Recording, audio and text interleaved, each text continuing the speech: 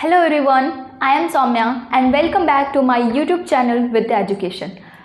इसके पहले वाले क्लास तक हमने न्यूट्रिशन इन प्लांट्स देखा था। आज देखते हैं न्यूट्रिशन इन एनिमल्स। अब तक हम ये देख चुके थे प्लांट्स में कि प्लांट्स जो होता है वो एक ही स्थान पर स्थिर होता है, एक ही स्थान पर स्टे करता है और उसमें एक स्पेशल तरह का पिगमेंट पाया जाता है और जिसकी वजह से वो सनलाइट को ट्रैप करके अपना जो फूड है वो खुद ही मैन्युफैक्चर कर लेता है। बट अब हम देखेंगे एनिमल्स के बारे में। तो एनिमल्स या फिर हम लोग हो गए, तो ह्यूमन बींग्स और एनिमल्स में क्या होता है कि वो खुद मतलब फूड को मैन्युफैक्चर नहीं कर सकते, सिंथेसाइज नहीं कर सकते। तो इसके लिए वो क्या करते हैं, वो दूसरे एनिमल्स पर या फिर प्लांट्स पर डिपेंड करते हैं अपने फूड के लिए। अब है क्या कि वो किस तरीके से किस तरह का जो फूड खाते हैं उस आधार पर भी एनिमल्स को क्या किया गया है कि 3 पार्ट्स में डिवाइड कर दिया गया। जैसे कुछ जो एनिमल्स जो होते हैं वो सिर्फ पेड़ पौधे खाते हैं, प्लांट्स खाते हैं, तो ऐसे एनिमल्स को हार्बीवोर्स कहा जाता है या हार्बीवोरस एनिमल्स कहा जाता है। और कुछ जो प्लांट्स होते हैं कुछ जो एनिमल्स जो होते हैं वो सिर्फ दूसरे एनिमल्स को खाते हैं, तो ऐसे एनिमल्स को कार्निवोर्स या कार्निवोरस एनिमल्स कहा जाता है। और कुछ जो एनिमल्स होते हैं वो दोनों तरह के, मतलब वो प्लांट को भी खाते हैं और वो दूसरे एनिमल्स को भी खाते हैं, तो ऐसे एनिमल्स को ओमनिवोरस एनिमल कहा जाता है या ओमनिवोर्स कहा जाता है। ठीक है, तो यहाँ पर एक एक करके हम देखेंगे कि कौन कौन से एनिमल्स होते हैं और उसके बारे में अच्छे से समझेंगे। चलो तो आगे देखते हैं। कहता है all animals are divided into 3 groups on the basis of their food habits. मतलब अपने फूड हैबिट्स के आधार पर सारे एनिमल्स, जितने भी एनिमल्स हैं उनको 3 पार्ट्स में डिवाइड किया गया है।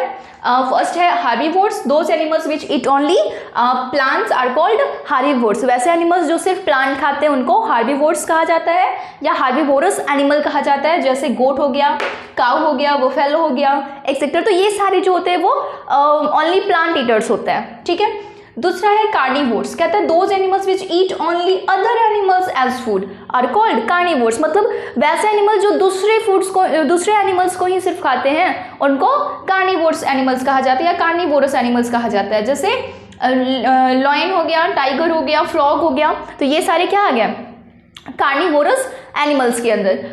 थर्ड है ओमनिवोरस। ओमनिवोर्स क्या होते हैं, those animals which eat both. क्या करता है वो, बोथ यानी प्लांट्स और एनिमल्स, वो दोनों को खाएगा। ठीक है, वैसे एनिमल्स जो प्लांट्स भी खा रहा है यानी प्लांट ईटर भी है एज वेल एज वो एनिमल ईटर भी है, तो वैसे एनिमल्स को कहेंगे ओमनिवोर्स या ओमनिवोरस एनिमल। जैसे हो गया मैन, ह्यूमन बींग्स मीन्स हम लोग क्या होते हैं, हम लोग प्लांट पार्ट भी खाते हैं, प्लांट्स भी खाते हैं और एनिमल्स भी खाते हैं। एनिमल्स में जैसे फिश हो गया, गोट हो गया, तो ये सब चीज़ भी खाते हैं हम लोग, तो हम लोग ओमनिवोरस के अंदर आ गए। डॉग हो गया, क्रो हो गया, तो ये सारे क्या होते हैं, ओमनिवोरस के अंदर आते हैं। तो ये तो बहुत ही आसान चीज़ हुआ। अब इसके बाद जो है आगे देखते हैं। चलो अब देखते हैं different steps in the process of nutrition in animals, यानी एनिमल्स के न्यूट्रिशन में कौन कौन से स्टेप्स आते हैं, न्यूट्रिशन प्रोसेस के अंदर कौन कौन से स्टेप्स आते हैं, तो उनको देखते हैं। ठीक है, तो कहता है there are 5 steps in the process of nutrition, यानी न्यूट्रिशन के प्रोसेस में 5 स्टेप आता है। कौन कौन से 5 स्टेप्स आते हैं, तो फर्स्ट है इंजेशन। इंजेशन मतलब the process of taking food into the body is called ingestion. मतलब फूड का बॉडी के अंदर डालना, इंजेशन। सिंपल सी बात, सबसे आसान चीज़ है, फूड का बॉडी के अंदर डालें, यानी हम जैसे फूड लिए माउथ के अंदर डालें, इसी को क्या बोलते हैं, इंजेशन। ठीक, सेकेंड है डाइजेशन, जो कि बहुत इंपॉर्टेंट है, इसको अच्छे से समझें क्योंकि हमको यही चीज़ मेन रूप से पढ़ना होता है। तो सेकेंड है डाइजेशन।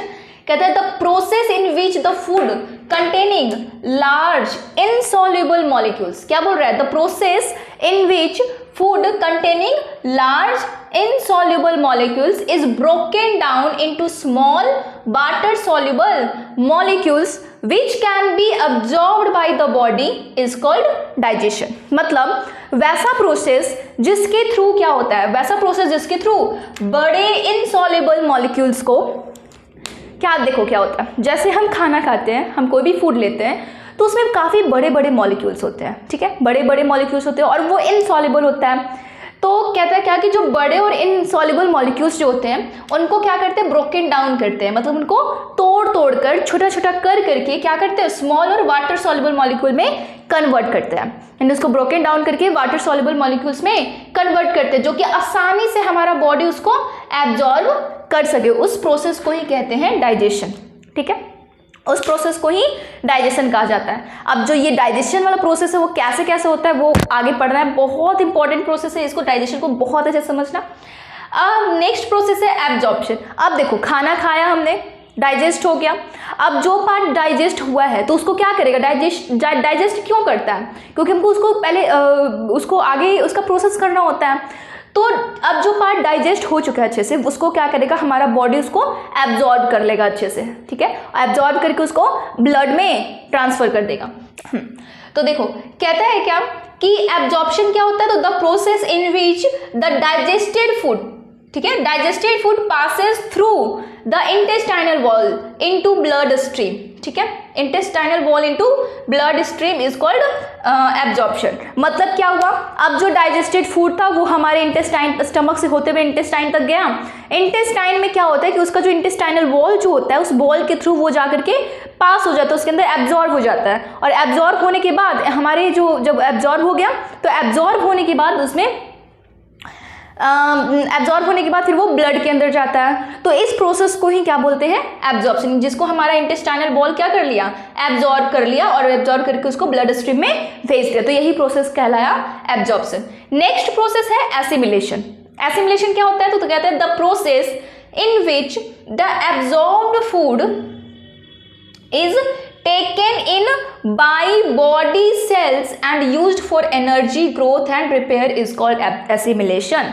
मीन्स कहा क्या कि जो हमारा फूड एब्जॉर्ब, देखो क्या हुआ, सबसे पहले क्या हुआ, इंजेक्शन हुआ, फूड को बॉडी के अंदर डाले इंजेक्शन, उसके बाद जो बॉडी के अंदर हमारा फूड गया उसका डाइजेशन होगा, वो टूटेगा, बड़े बड़े मॉलिक्यूल्स जो होंगे वो छोटे छोटे मॉलिक्यूल्स सॉल्युबल मॉलिक्यूल्स में कन्वर्ट हो जाएगा।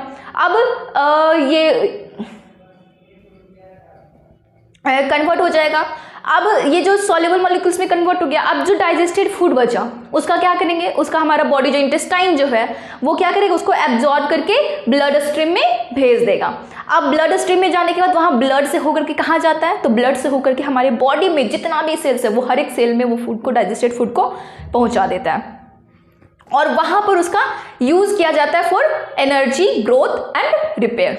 ठीक है, क्या करता है, देखो जैसे ही हमारे डाइजेस्टेड फूड को ब्लड के, तो देखो क्या किया, इंटेस्टाइनल वॉल से वो एब्जॉर्ब होकर के ब्लड में गया, ब्लड उस फूड को ट्रांसपोर्ट करता है और उसको लेकर जाता है सारे सेल्स के अंदर। अब वो सारे सेल्स के अंदर चला गया, सेल्स के अंदर वो अच्छे से स्टोर होता है और फिर हमको जब एनर्जी की रिक्वायरमेंट होती है तो वो फिर क्या करता है कि जैसे रेस्पिरेशन जो होता है ना, रेस्पिरेशन में क्या होता है, फूड से डाइजेस्टेड फूड्स को एनर्जी में कन्वर्ट किया जाता है। डाइजेस्टेड फूड से एनर्जी ये रेस्पिरेशन के थ्रू ही मिलता है। तो उसमें क्या होता है कि जो डाइजेस्टेड फूड है उसमें प्रोसेस होगा, टूटेगा, अलग अलग चीज़ होगा, तो उसमें से फिर एनर्जी बनेगी। तो उसको हम क्या करते हैं, एनर्जी के लिए यूज करते हैं। हमको कुछ काम करने के लिए एनर्जी चाहिए तो वो फूड से, डाइजेस्टेड फूड से मिलता है।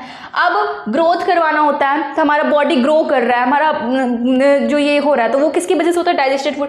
तो यहाँ ग्रोथ करवाने में हेल्प करता है, रिपेयर करने में। जैसे अब क्या हुआ कि हमारे बॉडी पार्ट्स में बहुत कुछ जैसे बहुत सारे सेल्स टूटते हैं, बनते रहते हैं, तो बहुत सारे सेल्स टूट रहे हैं, बहुत सारे ऑर्गन्स में कुछ ये आ गया, प्रॉब्लम हुआ कुछ, तो उन सबको रिपेयर करने का भी काम होता है। तो ये जो सारा प्रोसेस हुआ कि बॉडी सेल के अंदर एब्जॉर्ब फूड जो है उसको बॉडी सेल लेता है, फिर उसका यूज करता है एनर्जी के लिए, ग्रोथ के लिए और रिपेयर के लिए। इसी प्रोसेस को कहते हैं एसिमिलेशन। ठीक है, आगे समझ में।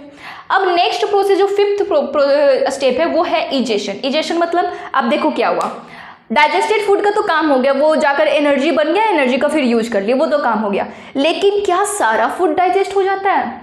हम जो जितना भी फूड खाते हैं वो सारा फूड डाइजेस्ट हो जाता है? तो बिल्कुल भी नहीं, सारा फूड डाइजेस्ट नहीं होता, बल्कि उसका कुछ पार्ट डाइजेस्ट होता है और कुछ जो पार्ट है वो अनडाइजेस्टेड फॉर्म में ही रह जाता है। तो अब वो अनडाइजेस्टेड पार्ट का क्या होता होगा, क्योंकि अनडाइजेस्टेड पार्ट क्या होगा, एक तरह से वो हमारे बॉडी के लिए बिल्कुल भी इंपॉर्टेंट नहीं होता, बिल्कुल भी उसका यूज़ नहीं कर सकते, तो हमारे बॉडी के लिए एक तरह से वो खराब हो गया। ठीक, उसको हम बॉडी के अंदर रख नहीं सकते, अगर वो एक्यूमुलेट हो गया बॉडी के अंदर तो फिर हमें बहुत सारा प्रॉब्लम हो सकता है, तो फिर क्या करता है कि वो जो अनडाइजेस्टेड पार्ट है उसको बॉडी से बाहर निकाल देता है। तो ये जो बाहर निकालने का प्रोसेस हुआ बॉडी से, उसी को इजेशन कहा जाता है, यानी the process in which undigested food is remove किया जाता है from the body is called egestion. ठीक, ये सारे स्टेप्स हुए हमारा किसका, न्यूट्रिशन में कौन कौन सा स्टेप्स है, तो ये सारे स्टेप्स हुए। ठीक, अब देखते हैं ह्यूमन डाइजेस्टिव सिस्टम। तो ह्यूमन डाइजेस्टिव सिस्टम क्या होता है, देखो क्या, पहले एक चीज़ समझ लो, क्या होता है कि जैसे हम लोग जानते हैं कि एनिमल्स जो होते हैं वो दो तरह का होता है, यूनिसेलुलर और मल्टीसेलुलर। यूनिसेलुलर जो होता है जिसमें सिर्फ एक सेल होता है, एक सेल से पूरा वो ऑर्गेनिज्म ही बना होता है। ठीक, तो उसमें जितना भी प्रोसेस होता है, डाइजेशन का जो प्रोसेस होता है वो सिर्फ एक सेल के अंदर ही हो जाता है, उसमें सब कुछ एक सेल के अंदर होता है। लेकिन जब हम चलते हैं मल्टी सेलुलर के अंदर, तो उसमें क्या होता है कि उसमें सारा प्रोसेस होने के लिए अलग अलग सेल्स, बहुत सारे सेल्स होते हैं, अलग अलग सेल्स अलग अलग ऑर्गन तक होते हैं। तो जितने ऑर्गन्स है वो सारे ऑर्गन्स जो भी डाइजेशन में जो हेल्प करता है वो सारा ऑर्गन्स मिल करके डाइजेस्टिव सिस्टम बनाता है जो कि डाइजेशन में हेल्प करता है।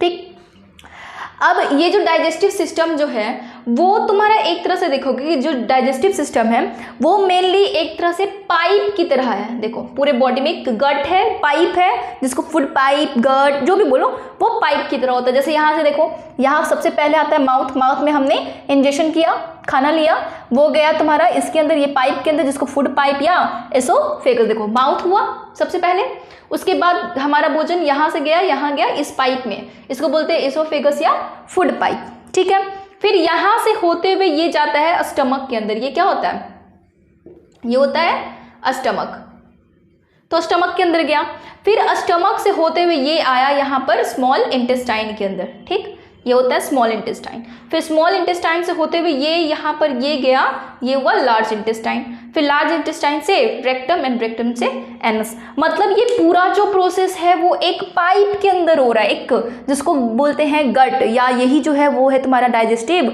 सिस्टम। ठीक, अब देखो ह्यूमन डाइजेस्टिव सिस्टम के अंदर दो चीज़ आता है, या एक तो हुआ ये पूरा जो डाइजेस्टिव सिस्टम, ये जो एलिमेंट्री, इसको एलिमेंट्री कैनाल बोलते हैं, एक्चुअली एलिमेंट्री कैनाल बोलते हैं। ठीक, तो ये पूरा गट इसको एलिमेंट्री कैनाल बोलते हैं, और इस एलिमेंट्री एक तो आ गया एलिमेंट्री कैनाल, दूसरा होता है एसोसिएटिव ग्लैंड्स। मीन्स कि बहुत सारे ग्लैंड्स भी होते हैं जो कि डाइजेशन में हेल्प करता है, ग्लैंड्स होता है जो कि डाइजेशन में हेल्प करता है। जैसे ये देखो लीवर हो गया, ठीक, ये एक ग्लैंड है, ये हो गया देखो ये इसको बोलते हैं पैनक्रियाज, ये एक ग्लैंड है, और एक यहाँ पर ये देखो सलाइवरी ग्लैंड। तो ये सारे ग्लैंड है, तो यहाँ क्या हुआ, एलिमेंट्री कैनाल और ग्लैंड्स मिलकर के ये पूरा ह्यूमन डाइजेस्टिव सिस्टम बनाता है। अब कौन से पार्ट में क्या क्या होता है वो सब कुछ एक एक करके देखेंगे। ठीक, कि इंजेक्शन कैसे हुआ, डाइजेशन क्या, तो वो कहाँ पर कौन कौन से पार्ट में होता है, तो वो सब कुछ यहाँ पर अब देखिए, ये पूरा ह्यूमन डाइजेस्टिव सिस्टम, इसको अच्छे से एकदम समझना है। ठीक, देखते हैं पहला स्टेप क्या है। पहला स्टेप है इंजेक्शन। इंजेक्शन कैसे होता है ह्यूमन में, तो कहता है the human beings have a special organ for injection of food is called mouth. यानी कि ह्यूमन बींग में इंजेक्शन के लिए एक स्पेशल ऑर्गन होता है जिसको माउथ कहते हैं, जिसके थ्रू इंजेक्शन होता है। सिंपल, खत्म।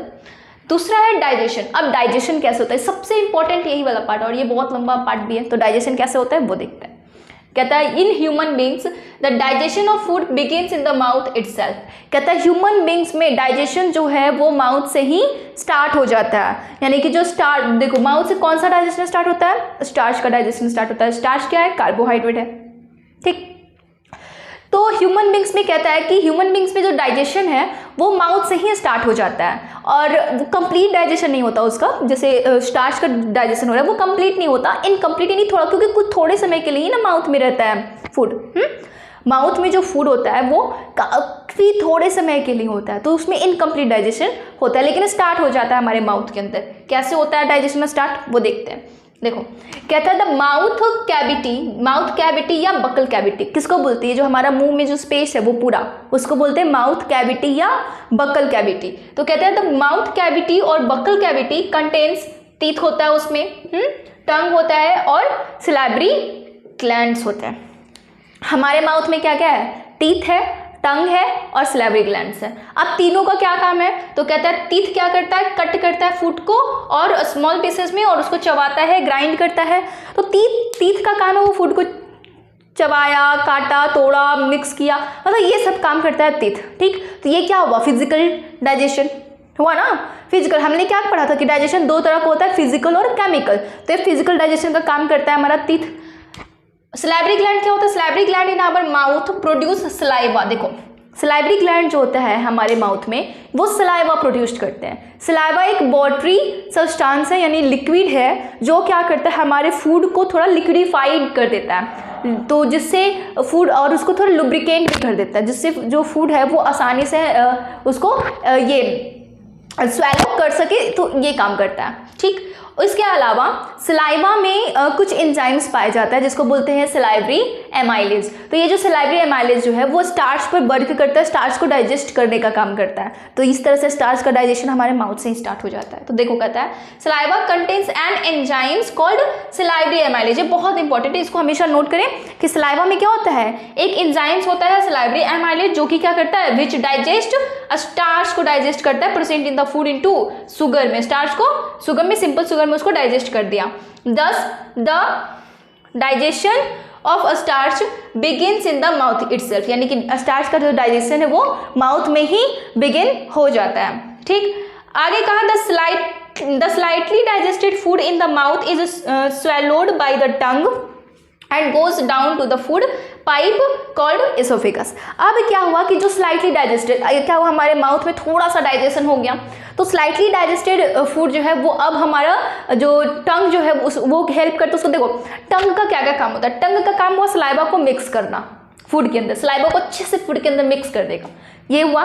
दूसरा क्या हुआ? वो स्वेलो में हेल्प करता है, स्वेलोइंग में हेल्प करता है। तो टंग हेल्प किया तो स्वेलो हो गया, किसमें? एसोफेगस में जाकर के वो स्वेलोड हो गया। ठीक है, तो ये चीज़ हुआ। आगे कहता है क्या कि the oesophagus carries food to the stomach. अब क्या हुआ?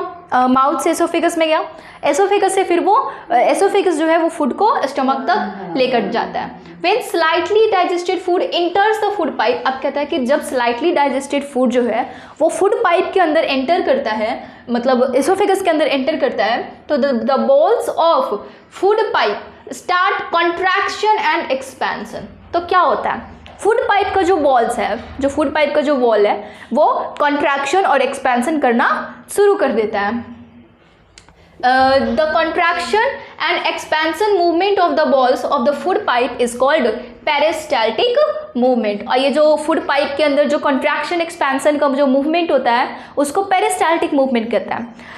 एक्चुअली देखा जाए तो पूरा एलिमेंट्री कैनाल के अंदर ही ये पेरिस्टाल्टिक मूवमेंट होता रहता है, क्योंकि फूड को ऊपर से नीचे जाना है। इस ऊपर से नीचे जाने में हेल्प करता है हमारा पेरिस्टाल्टिक मूवमेंट। पेरिस्टाल्टिक मूवमेंट क्या होता है? फूड पाइप का कॉन्ट्रैक्ट और एक्सपैंड, यानी एलिमेंट्री कैनाल का कॉन्ट्रैक्ट और एक्सपैंड होना को ही पेरिस्टाल्टिक मूवमेंट कहते हैं।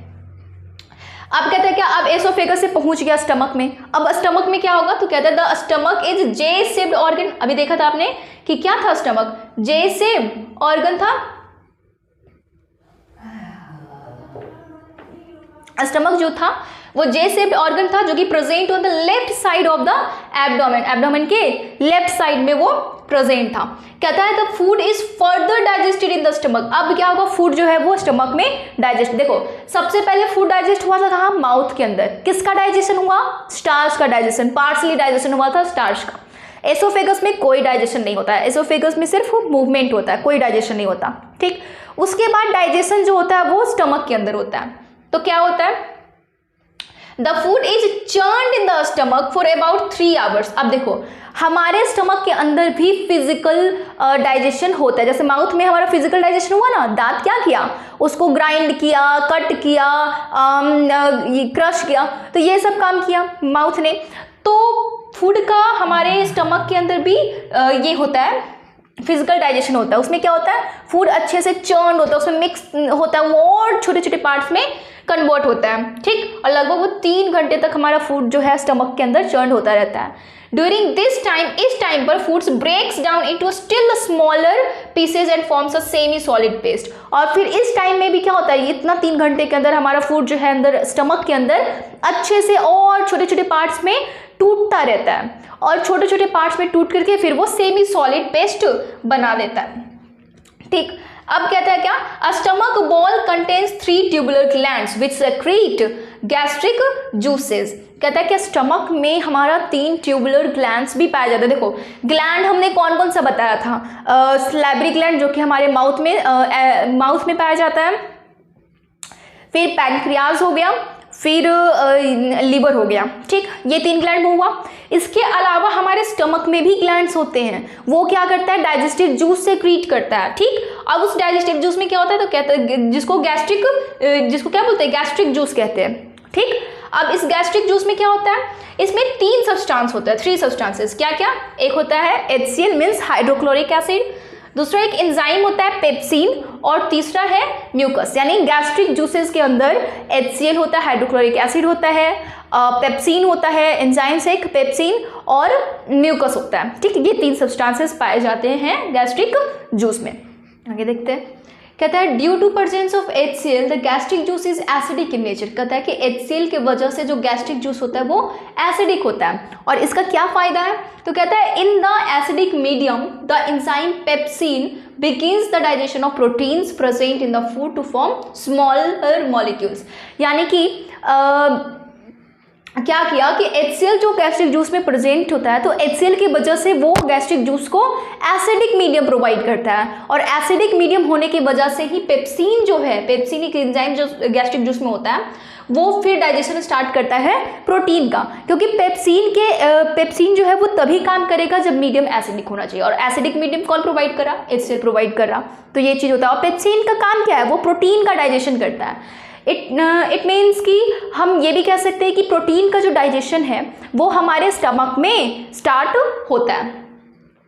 अनदर फंक्शन ऑफ HCl, इसके अलावा HCl क्या करता है, it kills any bacteria which may enter the stomach with food. अगर फूड के द्वारा कोई भी बैक्टीरिया हमारे स्टमक में एंटर करता है तो उन बैक्टीरिया को क्या करता है, वो HCl जो है वो किल कर देता है, ठीक।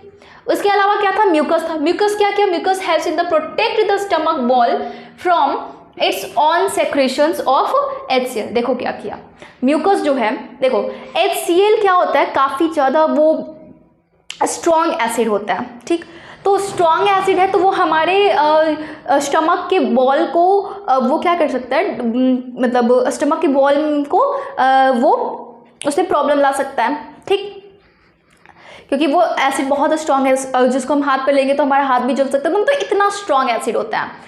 तो अब उस एसिड से तो हमें अपने स्टमक को बचाना पड़ेगा, क्योंकि हम ये भी जानते हैं कि स्टमक तो हमारा बचा होता है, कितना भी स्ट्रॉन्ग एसिड ये HCl होता है, फिर भी हमारा स्टमक जो है उसको कोई नुकसान नहीं होता।